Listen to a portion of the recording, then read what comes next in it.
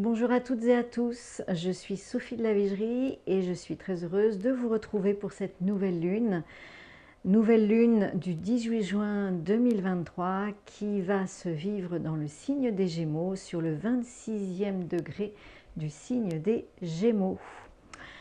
Alors, c'est une nouvelle lune qui est un petit peu particulière, enfin depuis quelque temps d'ailleurs, les nouvelles lunes sont un petit peu particulières si on peut le dire, c'est-à-dire elles se vivent à la fin du signe, c'est-à-dire que eh bien, le soleil a transité depuis déjà 28 jours ou presque dans le signe des Gémeaux, donc a vraiment nourri les Gémeaux, fait rayonner les Gémeaux, il s'est gorgé du signe de l'énergie du signe des Gémeaux.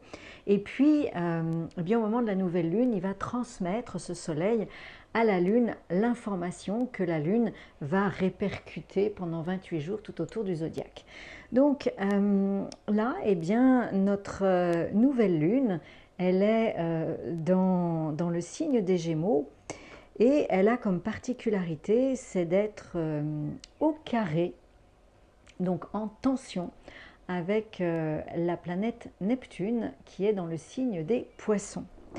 Et puis autre particularité de cette nouvelle lune, eh bien la planète maîtresse de la nouvelle lune, à savoir la planète Mercure, est aussi au carré d'une autre planète, la planète Saturne, qui est également dans le signe des Poissons. Donc en fait, la nouvelle lune et la planète maîtresse sont toutes les deux au carré d'une planète, au carré du signe des Poissons. Voilà. Donc ça, c'est la particularité de cette nouvelle lune. Alors, l'énergie des Gémeaux. Quelle est l'énergie des Gémeaux?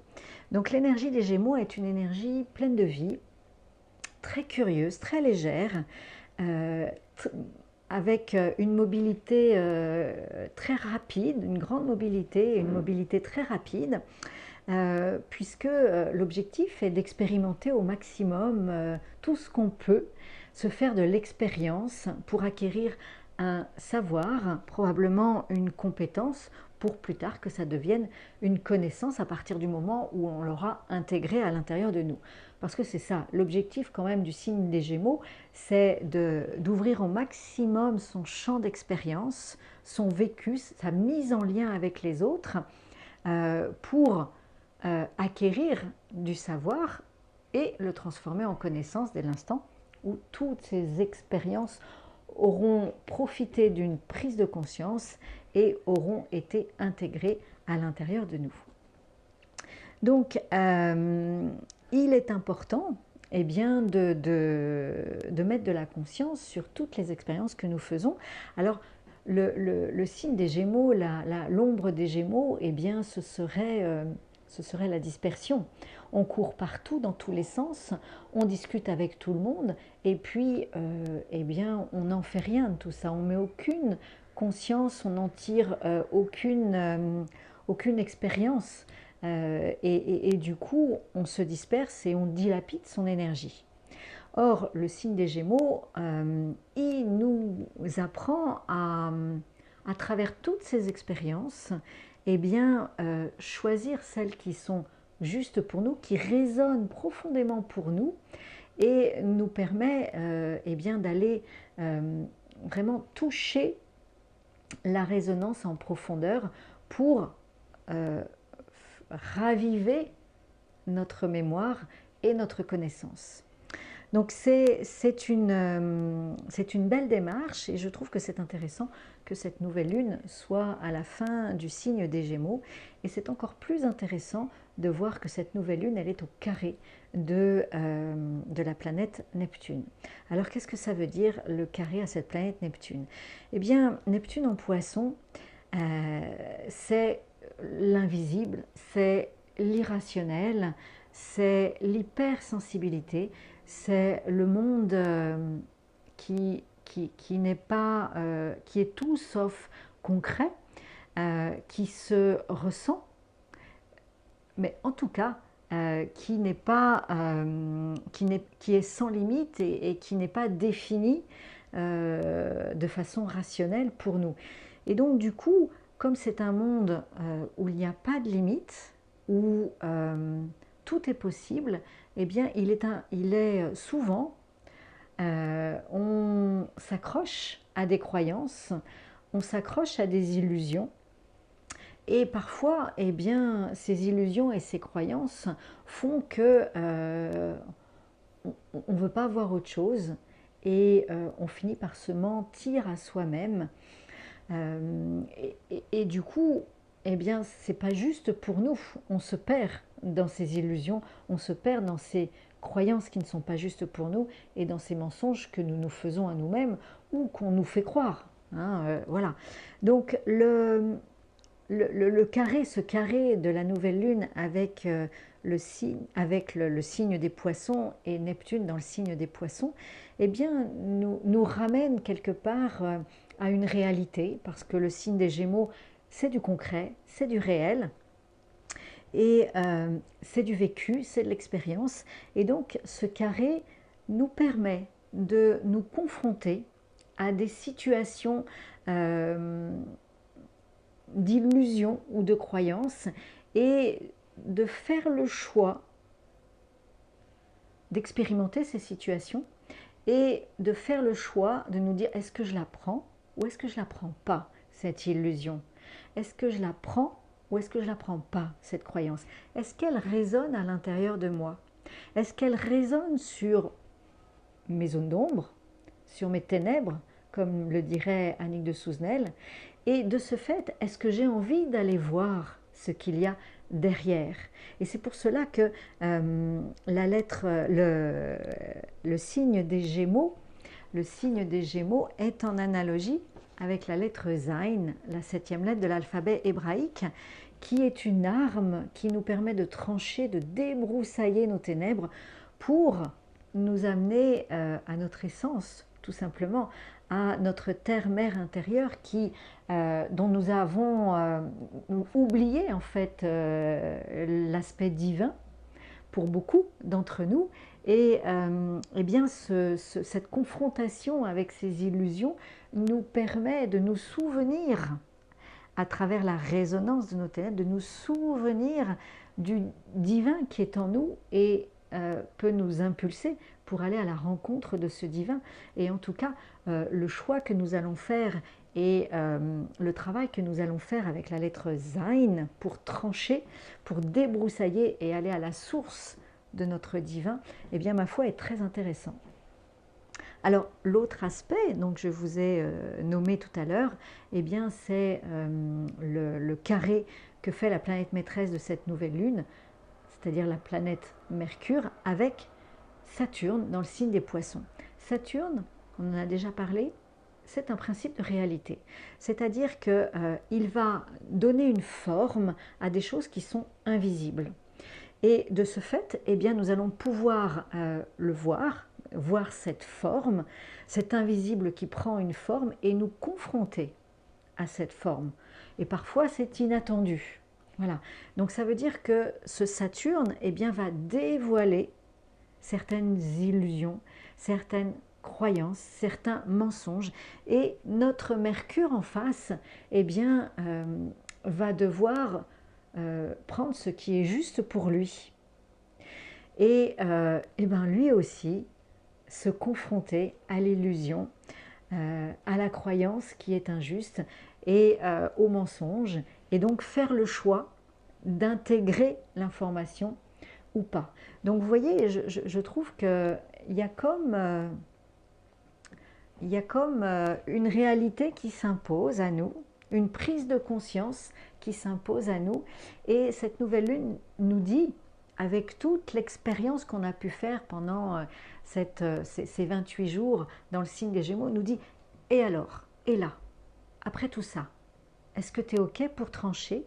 Est-ce que tu es OK pour descendre vers tes ténèbres et aller vers ton divin, te souvenir de ton divin, te rappeler de ton divin, et à ce moment-là d'utiliser cette lettre Zayn, ce travail avec Zayn, pour trancher, débroussailler et aller à la source.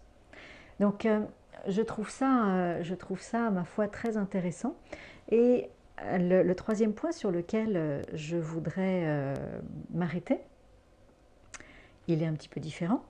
Il est cette conjonction en fait qui se rapproche, qui a lieu dans le signe du Lion, cette conjonction entre Vénus et Mars, c'est-à-dire le féminin et le masculin, qui quand ils se retrouvent, crée une unité et donne toute notre puissance, puisque Vénus nourrit l'énergie de Mars, et donc lorsque Vénus, c'est-à-dire l'estime de nous, la valeur que nous nous portons dans le signe du Lion, la façon dont nous nous mettons en relation avec notre cœur, eh bien, va nourrir notre action.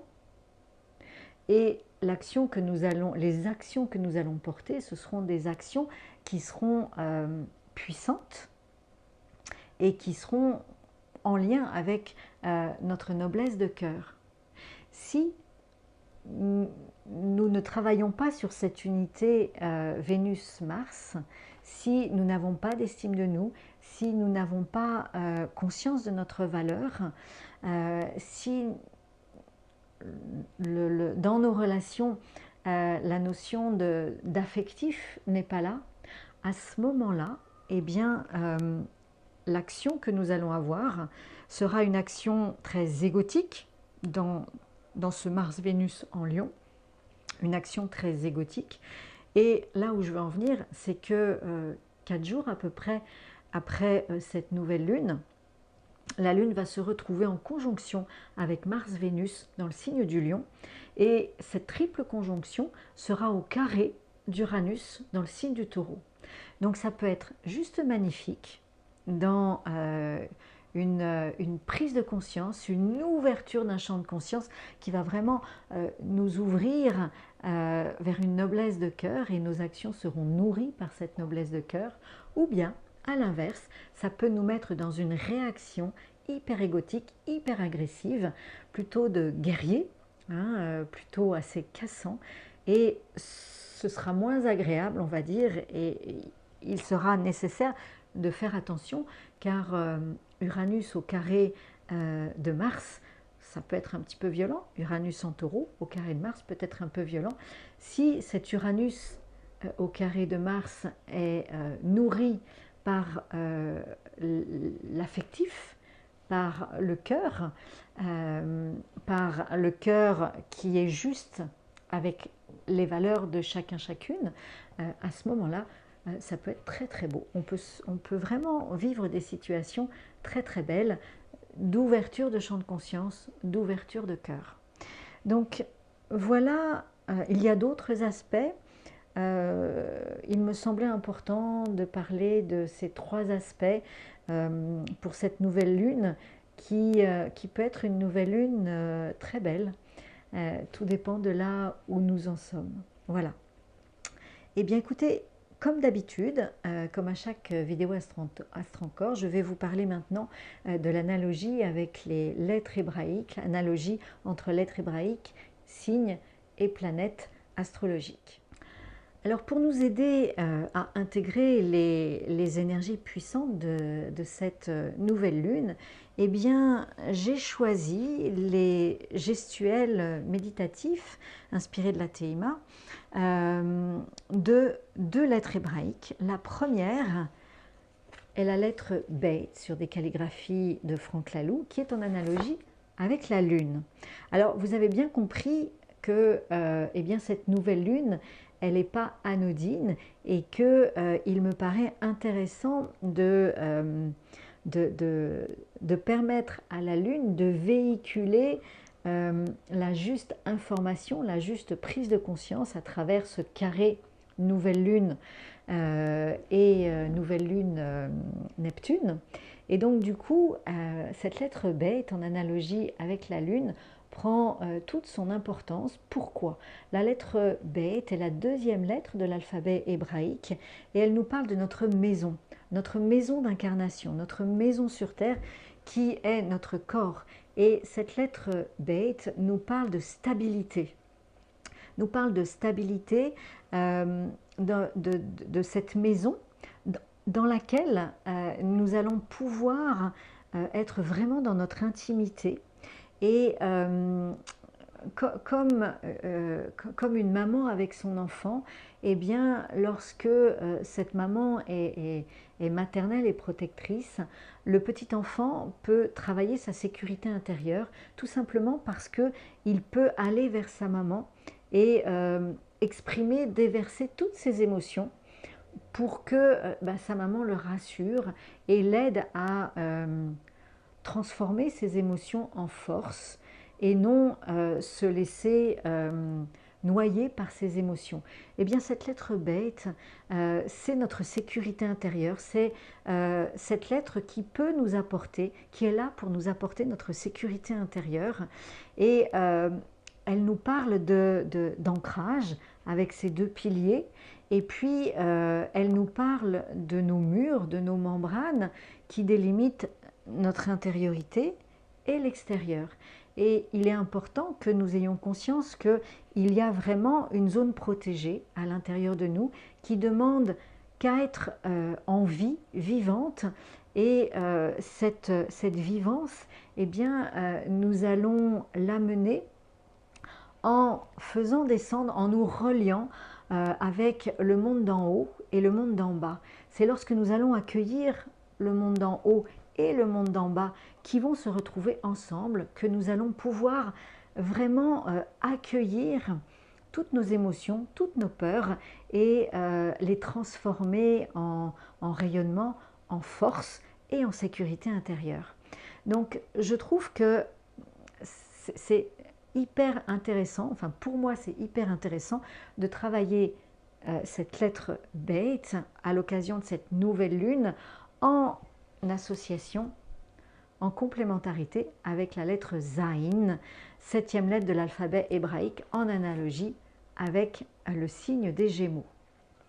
Pourquoi? Eh bien parce que, vous l'avez compris, lorsque nous allons travailler cette confrontation avec nouvelle lune en Gémeaux et Neptune, eh bien nous allons devoir nous confronter à nos ténèbres, nous allons devoir nous confronter à notre souvenir divin et cette nouvelle lune au carré de Neptune qui nous parle, Neptune, de cette transcendance, de ce divin, de cette transcendance, eh bien cette transcendance à travers Neptune va toucher notre aspect divin dans nos profondeurs, dans nos souvenirs. Et Zayin, cette lettre-là, en analogie avec le signe des Gémeaux, va nous permettre de la toucher, de nous en rappeler et de retrouver un brin de souvenir de notre terre-mère intérieure. Donc cette lettre Zayin, septième lettre de l'alphabet hébraïque, est un tranchant qui nous permet de débroussailler tous les ténèbres pour retrouver notre mémoire divine qui, à l'occasion de cette nouvelle lune, elle est titillée par ce carré à Neptune dans le signe des Poissons. Donc voilà, je trouve que eh bien, c'est quand même super intéressant. Voilà, eh bien écoutez, je vous souhaite, je vais m'arrêter là. J'espère que cette interprétation et les deux gestuels que je vous propose vous aidera à trancher et à nourrir votre intériorité avec les justes énergies et avancer avec force et détermination pendant tout ce cycle de 28 jours. Je vous souhaite une très belle nouvelle lune et je vous retrouverai avec grand plaisir pour la prochaine pleine lune. À très vite.